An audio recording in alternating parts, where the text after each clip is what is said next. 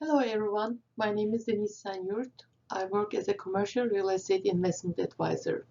Today I'm going to talk about Washington DC metro area office market, and I will give you an update on what happened last year and what we should expect for 2022.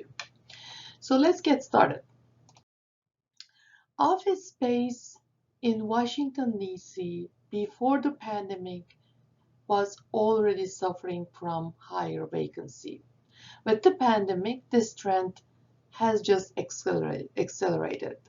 It was 13% before the pandemic, and now it has reached to 15%. And we believe that it will take a couple more years to catch up and reach to the level before the COVID-19 pandemic.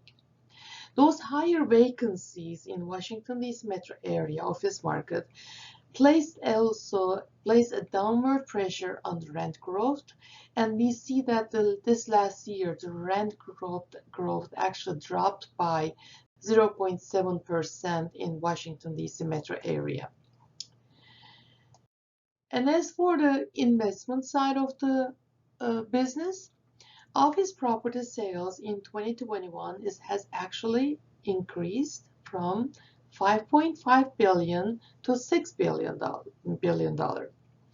And the vacancy and the cap rates also dropped from 7.5% to 7%. And the price difference between sale and asking prices dropped from 9.6% to 9.2%. What does that mean? That means buyers' expectation and sellers' expectations are getting closer to each other, and people are willing to find a common ground and put an offer that makes sense to the seller, or the seller is willing to come down to meet with the buyer's expectations. So we are seeing a more converging demand and supply in office market. However, even though we see drop in the cap rates this last year, with the increase in inflation to 7% and expectation of increase in interest rates, we expect to see increase in the cap rates, and we also expect to see drop in the prices in 2022. And as for 2022, what we expect? In summary, we expect that there will be high demand for owner-user condo units. We already see that in 2021 last quarter. In fact, we can't find enough office condos to sell. And also, we all heard about the Great Resignation. There are some people returning back to work for another companies, but there are some people not planning to work for another company anymore. They start their own business, and increase in the entrepreneurs leads to demand for smaller spaces and demand for shared offices.